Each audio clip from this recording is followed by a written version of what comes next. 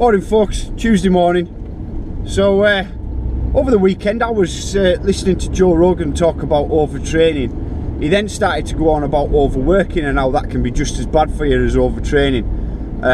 Not so much bad for you in the physical aspects, but in the mental aspects. I'm not going to get into all that now, but basically I realised sort of Sunday afternoon that I'd had a fairly long stint at work without a day off. So yesterday I decided to hang out with Terry for the day. Monday, what about with Terry?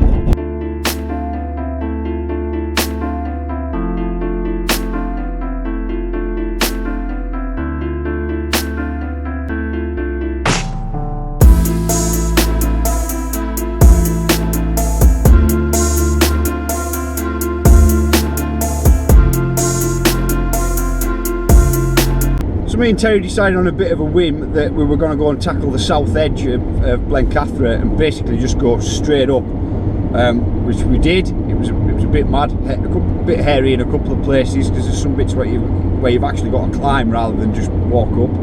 Anyway, the payoff was massive. It was great views up there, a bit windy, but it was cool, and we had our lunch up there and it was spot on. Anyway, picked up the kids from school, tidied up the house a bit, and when the missus got home, she's like, oh, there's a chance of seeing the Northern Lights tonight.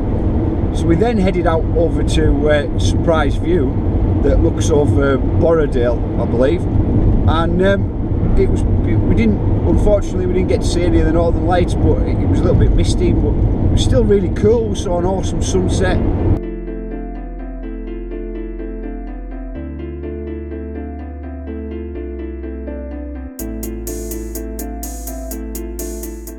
And ultimately it turns out that Joe Rogan was completely right.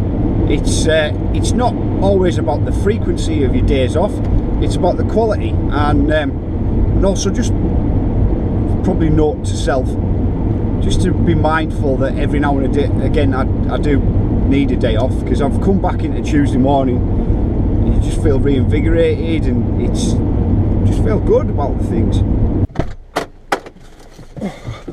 I've also come to realise that what I tried to do last week with reducing 60 hours of plus hours of work down to a much shorter time in the edits, it doesn't work. It doesn't work for me. It's way too hard to do. It doesn't get the results that I'm after, and frankly I don't take this channel that seriously. I was looking over the kind of history of this channel, and man, in August of this year coming, I'll have been doing vlogs for 3 years. I don't monetize them because, frankly, I don't give a rat's ass about people putting video game adverts on the front of this, and it's not profitable, and they're annoying. And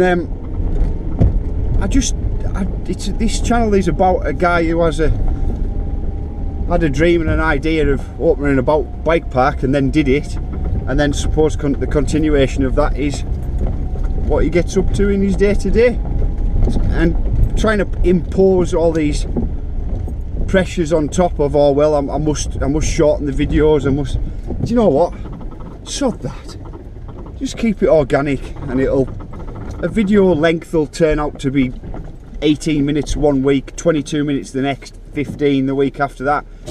Who gives a shit?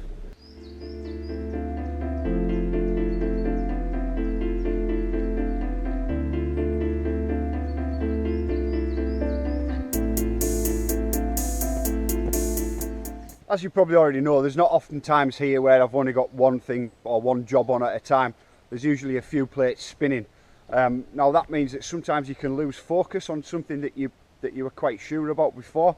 So with concern to the middle jump on Electric Landlady, I pretty much knew what I was doing with that, and then I had a situation where I got some more materials off my father-in-law, and that's kind of, I've got these materials and I'm now kind of thinking, what the hell was I doing with that? I had the plan and it's kind of gone. So right now it's a case of transporting these materials up there. I've got the tape measure with us, I've got a notebook, and I can just start and reaffirm what the hell's going on with that one.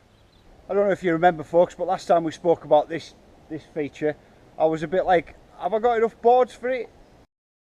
Morning, folks. So last night was parents' evening at the kids' school, so we did that, and then at the towards the end of parents' evening we were advised that there was 1 or 2 cases of head lice going round. So we got home, checked our kids, found that so got all like the head lice treatment and all that manky chemical spray stuff, and had to sit and do the kids. Got them all sorted. It was a right carry on. I mean, any of you parents will know, you've got like comb the hair through like 500 times. Anyway, got them all sorted, showered and cleaned off and what have you, got them to bed, and I'm sat there thinking, I'll maybe just have a little look myself just in case. So tried the comb thing out onto a bit of white paper, and there was 1 or 2 little bits and pieces, but I thought, hey, I've been in the woods all day and I haven't had time to have a shower myself yet, so I've been brushing through branches and what have you. There's bound to be 1 or 2 bits, and then one of the really tiny ones moved, and I was like, no, oh hell no. So I was like, right, well, you can go and have a shower, but showers don't kill them. So it's going to be like another, while you shower, get dried off and get dressed again, that's going to be like another 20 minutes of things living in your head. I'm like, no, this isn't happening. So I took away their place to live. Today's late March, and we're getting our first taste of April showers. Now that's not such a bad thing, because it's been very, very dry for the past sort of 4 or 5 days, and all these showers do is come down and tack the earth up a bit. Nothing serious. What it does mean is the potential for wet gloves on a wet chainsaw handle, which is never a good situation to be in. So we're going to take the alternative today and just continue on with the measuring up, and tonight I'll draw up the plan for it, and at least that way I can just turn up with the chainsaw, have all the cuts and lengths that I need written down, and just work off a plan. So we'll crack the rest of these boards off, actually. Yeah, we'll crack the rest of the boards off, and then we'll find out what we've got for availability for braces and stuff. Although I have got some metal work that I've acquired in the cabin, so again that could be utilised, and we'll decide how we're going to do that. Anyway, we're here, and let's go and have a look. Right, well, I'm now in a position where I know I've definitely got enough slats to cover the whole of the structure. The next piece of work is to just to have a look and make some notes in my book about what we're going to do to structurally make it all as firm can be. So the first job's going to be to get these bases in and make them basically attached and not moving anywhere. I don't know if you can see, I'm going to try and poke you in here a little bit, but you might be able to see that where some are touching, because obviously the logs are a bendy structure, so some are touching, some are raised proud. So we'll cut into the ones that are touching to drop these down, and so that they're in and secured, and these are going to be the ones to all mark out first. Then from there, next job will be to attach A-frame struts onto this, then probably screw in the top boards. Then in these middle sections will be to put some down frames to stop any kind of springboard effect. You don't want that when you're pumping into a ramp. You just want the ramp to be absolutely solid and not move anywhere. So we're getting a lot further on with this. I don't know if you can, I might have talked about this before. In fact, I think I have talked about this before, but there's stumps, you can see the line in I've cut through now, and I've also crown lifted up on the branches, but you can see these stumps are going to have to come out so that we can get a clear run into it. And there's still work to do on the landing, but the landing isn't quite as tricky or complicated as this. It's a bit more straightforward. So this gives a fairly good sideways on view of what's going on here. Put down area wise, you're looking to be somewhere onto roughly, and you have to go off averages on this, but you're going to be looking roughly on these logs here, 1, 2, 3, 4, around this area here. This is all just for, to be honest, it's all just for safety, just in case anybody cocks anything up. At least there is a bit of a downslope to catch them, and even if they end up sliding down on the backside, then it beats just kind of dropping out of the sky dead sailing. So what we'll have to do is fill in all this top section first and get it braced across, and get some top cross ones on there, so that when you put dirt on, when it rains, it obviously gravity wants to take effect and all make it slide downwards. That's why we're going to need some crossways ones to hold it all in place. It isn't going to be a maintenance free landing. There might come a time where, there will come a time when I'm not scratching around for any kind of bits of resources I can get my hand on, where I can actually just bring materials in bought and paid for to the specific kind of requirements that I want. There's going to be a time where this will stop being a maintenance, well, not a maintenance arse ache, but it'll get to a point where I can lat it across so much that it's more wood than dirt, basically. So yeah, everybody's going to come into round this area. Some people are going to make it further down, but that's just going to be shaped earth, so that's fairly easy. And what I've got to decide upon is where a dig hole might go. So where I'm stood here, I am in between the gap jump on GAP and the middle feature on Electric Landlady. Got upwards that way, and then down this way. If you those of you who are ridden here know that gap goes out like that and comes back in a wee bit and then goes out again, so there's quite a lot of room down that way. It would make sense to put a dig hole for this landing somewhere in here, but I also want to fit a track in here as well. So if you're going to put a dig hole in, then don't you want that hole to be in the middle of a takeoff and a landing? You know what I mean? Like make it like a bit of a feature, a hole to jump over, another gap jump. I've got to get this through my head. So do you know what? Let's have a Snickers and think it through from there. Right, Thursday. Well, there's a couple of things that are going to influence how today goes. We're very nearly at the end of the month, at the end of March, so that means that there's end of month stuff to be done, paperwork, trip to the bank, etc. I want to get that done today so that I can leave tomorrow, Friday, free for the track checks. The other side about having to go to the bank as well is I've now managed to secure got in my hands a cheque for the money, the funding to do the road stuff that I want to do. Woohoo! So that needs to be paid into the bank. Later on today, I'm going to have to start and make some phone calls with the aggregate company, with the excavator company, and see if I can get them all tied in for a date where they can work together and I can actually get this road done. And really, I want to kind of get some of this stuff all tied up today, so that tomorrow all I'm focusing on is just prepping up the tracks for the weekend. Right, Friday. Well, yesterday was a bit of a mare. I had a bit of a carry on with the bank.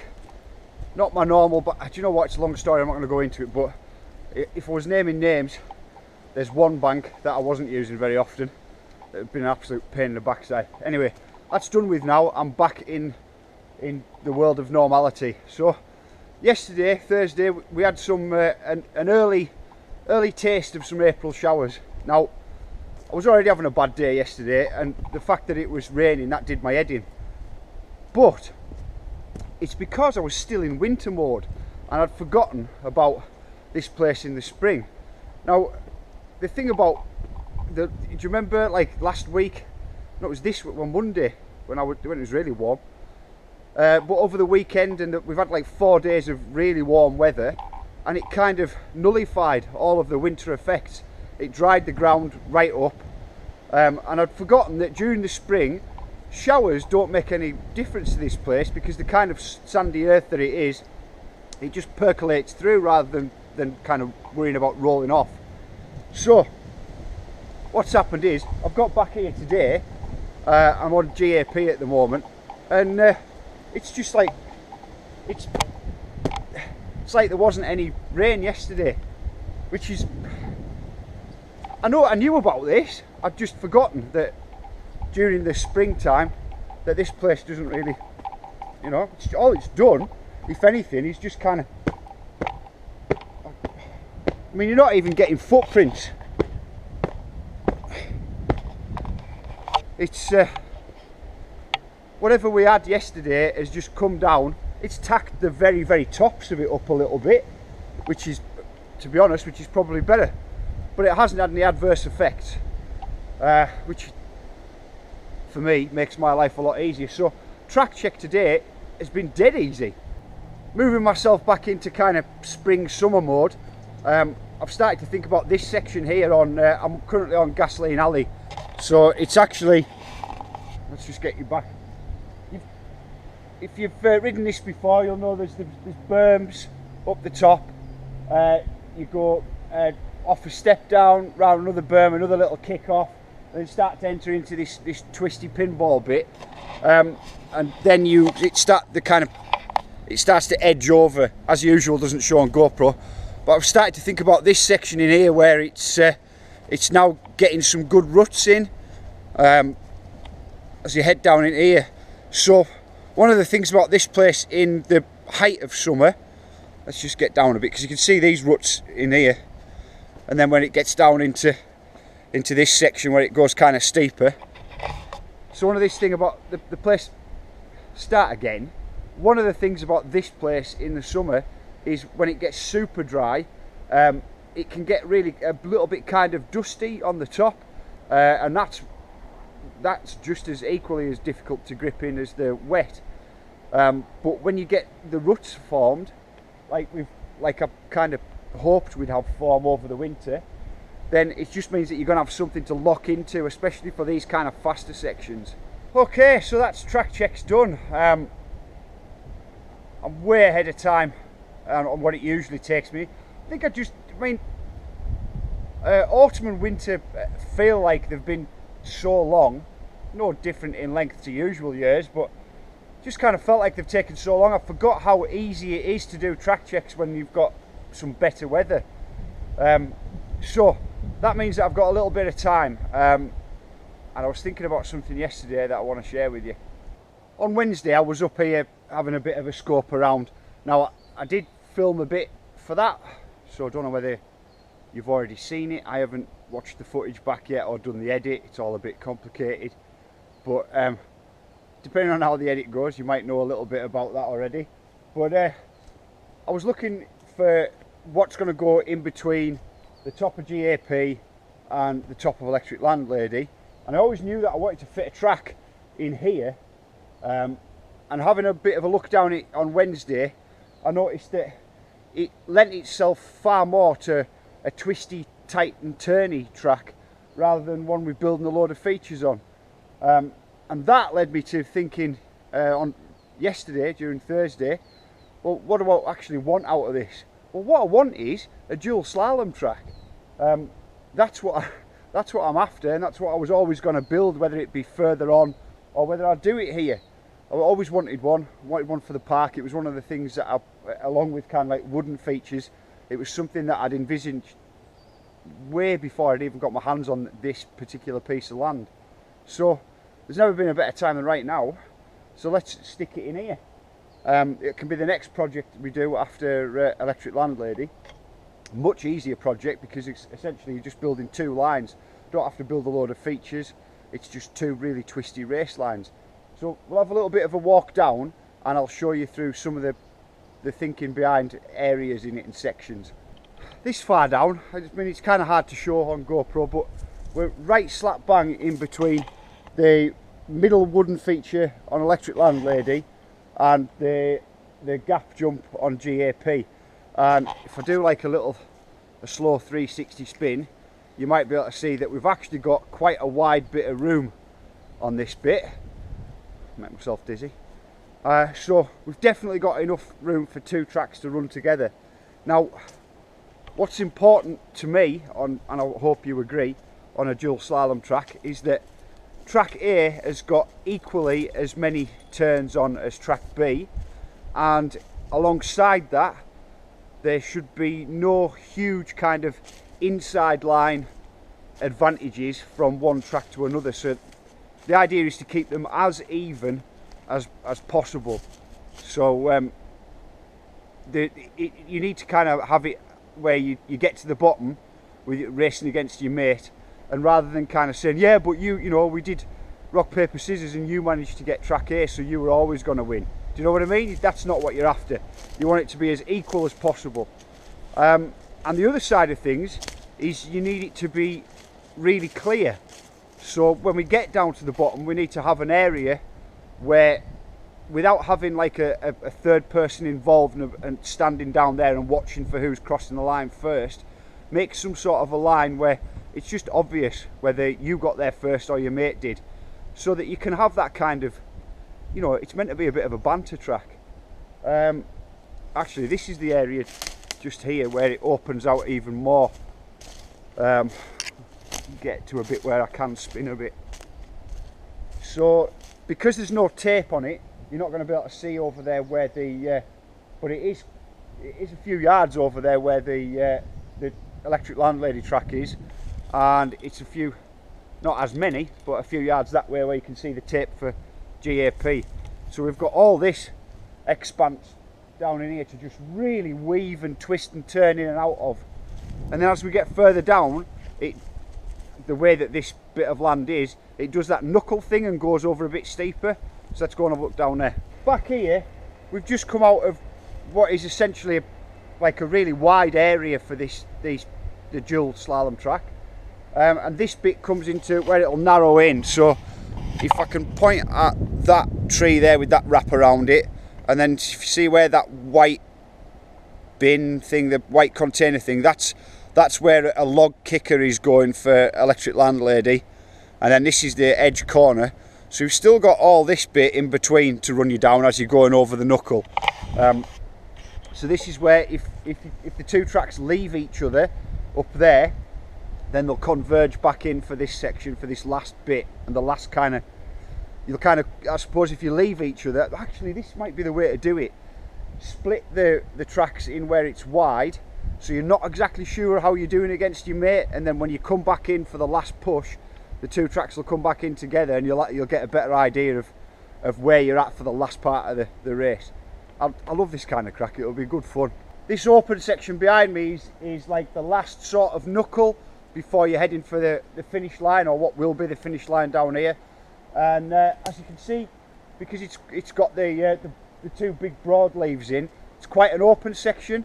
Well, that right at the last push for the finish line, everything changes, because you heads you into this really tight stuff in here. Now you see the little kind of piddly little things that are no wider than your finger, they'll obviously have to come out, but we've got this last bit in here, and let's try and figure out where a finish line might go.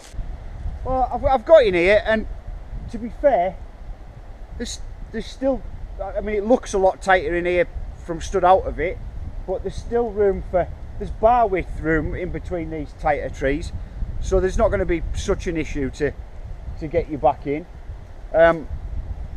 And I suppose the real truth of it is I'm going to have to build this top down, because when we get down here, where I send track A or track B, might have to be to even out if there's been any slight advantages up above that have been like unavoidable, where I've had to send somebody around one way.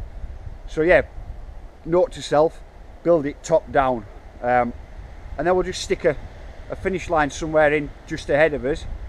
Job's a good one, dual slalom track. The final thing I wanted to talk about for the vlog was Easter holidays. Now, by my reckoning, they run from the Saturday the 8th to Sunday the 23rd. As you may know, I've got kids, and that means they're going to be off for a couple of weeks. Need to finalise what I'm actually going to do with them. Sometime I'll be able to spend at grandma's, etc. But what I want to do is try and get opened for some of these Easter holidays. I know there's a lot of you have mentioned that you'd like to like to have some weekdays openings here, so we'll try that again. And I'm going to need to get my head around how that's going to work this weekend, so I expect an update on the actual official dates for when I'll be open midweek. I've also got to tie in when I'm going to do this road as well, because as I said yesterday, I put the check in for it yesterday, so that'll clear shortly. So there's a few things to kind of tie together dates wise, but I'll try and get those worked out this weekend, and then I'll make an announcement from there and put it up on Facebook and let everybody know. Probably put it up on Instagram as well. So that's Friday's almost come to an end. It's been a mixed bag week. It was nice to have a day off at the beginning of the week, and just thank goodness spring's here. Anyway, if you're riding this weekend, have a great time. If you're coming up, I'll see you in the cabin, and other than that, thanks very much for your time. I'll see you soon.